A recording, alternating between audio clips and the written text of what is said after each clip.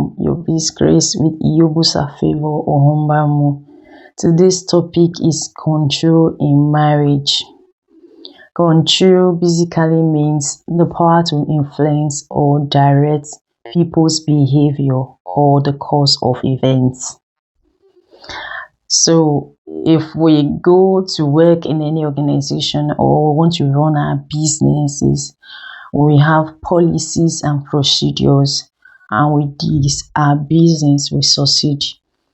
In our places of work, when we go to apply for work, we are given the organization policies, and we are directed to the procedures, how things work, and the rules that we need to follow. And most of the time, we abide by this rule. But when we fail to abide by this rule, we begin to encounter some level of control. The reason being that we are doing the wrong thing and we need to be put right. And when we go into marriage, basically, there is no procedures, there is no policy that is written. So somehow we both manage ourselves to make sure the marriage work. But what I'm saying is, the level of control sometimes in some marriages is higher than some others, because control comes in when we do the wrong thing most of the time. So that power to influence your behavior, it's already there. That power to direct your behavior, it's already there. Or most of the time when you're doing the right thing, you don't just see it manifesting. So by the time people begin to bring that power out, I know this power can be used negatively also. It's like when somebody is doing the right thing and you want the person to do the wrong thing. And sometimes we women, the ladies, we suffer this a lot. Some men also do suffer this just to make the home work. You see our behavior are being influenced negatively. And sometimes if you feel, I can't take it, the next thing is you want to leave the marriage. And this issue of what is called control breaks a lot of home. And when things are done right, like I said earlier, there's nothing control. The issue of control doesn't come out. Because there are things you like as a man that you've been doing where you grew up. There are things that apply. There are things you follow. There are rules. Maybe the way you see your father marry, the way you see your mother marry as a lady, you want to practice it also in your own home. Sometimes some of those practices were not right.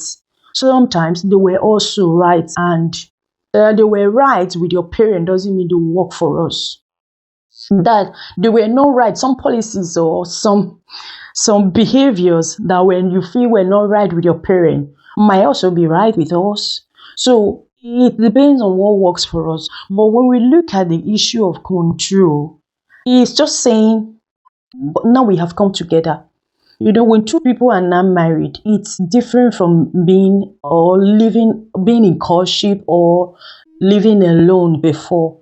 Now, people are going to come into your life, apart from family, friends, loved ones that might come as a result of two people coming together, people that you never knew before, you're going to come your way also. You have children that you're going to bring up that will come into that home. And when things are not being done right, it's not the two of us that will be affected. It's going to affect everyone around us. So there's some level of control that will come. And I know there are negative control or abnormal control and normal control.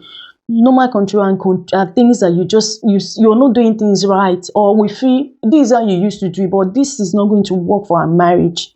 And I try to make you look at reasons. Take for instance, you find me as a hardworking lady, and now we're married, and you're saying, you can't continue like this because our home is going to suffer. I have to sit down and think. And do we need to make adjustments? If all I know is work, all I know is my business, or you're not calling me to say, no, my dear, if you continue like this marriage is not going to work. It's going to affect us negatively. Why not adjust this way? Why not adjust this way? What are you doing? If I'm not humble enough to accept what you're saying, I begin to think, this man wants to control me. You see where it comes in. And what if you marry a man who does not believe in, working so hard and, He's being this way. He's just okay with his space. He's just okay with the little thing he gets. But by the time family begin to grow, you find out that these things can no longer take us, and you try to encourage this man who believe in his own space. That no, I don't like stressing myself. I don't like it. And you begin, guys, see, we need to sometimes go out and hustle. And it tells you, no, I don't like stressing myself. And you're not comfortable with this. Then you have to keep pushing. And the next thing you hear is, you can't control me. I know how to live my life. My dear, these are normal control.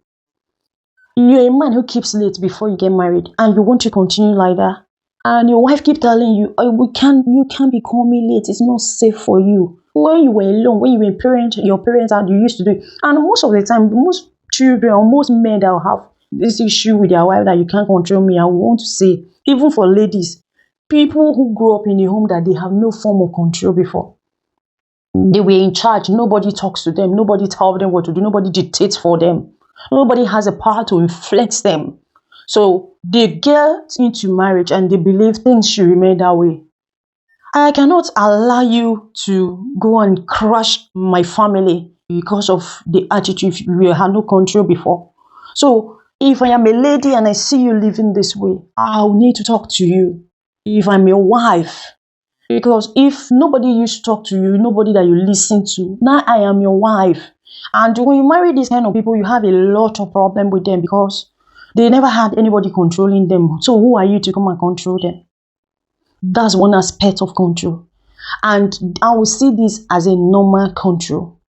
What if you marry a man who used to be very serious in serving God, committed to serving God, and somehow he's grown now, his business has grown or whatever, his life has grown so well, and he doesn't longer take the things of God serious, and you want to talk to him and he's saying, you can't control me.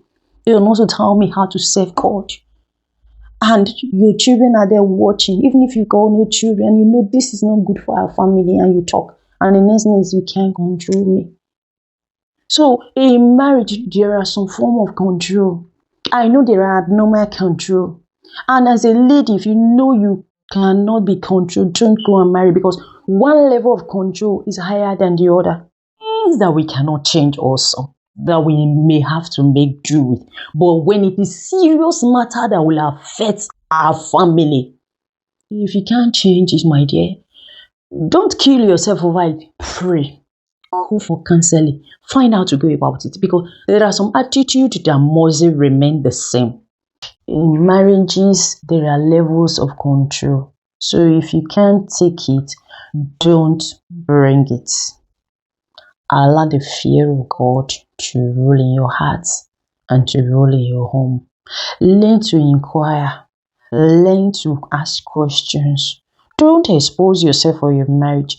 Be wise in making inquiries. There are people who you feel might be higher than you, or who you look at like this, their marriage might also be working. Find out from them. Even if you feel there are people whose marriage never worked, they had a fake marriage, they can advise you better even in marriage. It is not because somebody is living, there are people who are living in marriage that things, if they tell you what is happening inside their marriage, you won't believe it, but from afar you think it's okay. So sometimes there are people, if I'm like I'm seated here now, if you hear tomorrow that I'm the voice, many of you will not listen to me anymore because I'm the voice.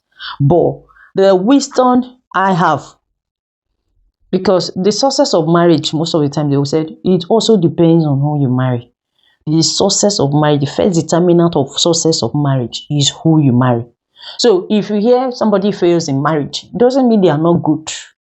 Sometimes it could be who they marry or forces that took them unaware. So there are people that can advise you. And sometimes when people talk, you say, and this one that could not marry. If it is easy, why were you not able to stay in the marriage and you're not ready to listen to them? Marriage is supposed to make us better people, better person. But if marriage fails, that does not make you a useless person. That does not make you a useless person. I often liken marriage to driving on the road. And basically, I would say There is no expert driver. If you are going to have an accident, it will come. If you don't crash someone, someone will crash into you. So that is marriage. And sometimes there are things you just on your own know. Suddenly, it may just come from an unexpected direction and they are crashing on you. So when people have failed marriage, it doesn't mean they were no better people, or they were just that maybe sometimes people didn't take enough caution or precaution enough. Then sometimes it just came unexpectedly. And I pray God will help each and every one of us and allow His fear to always be in our hearts. In Jesus' name. Amen. Amen. Bye.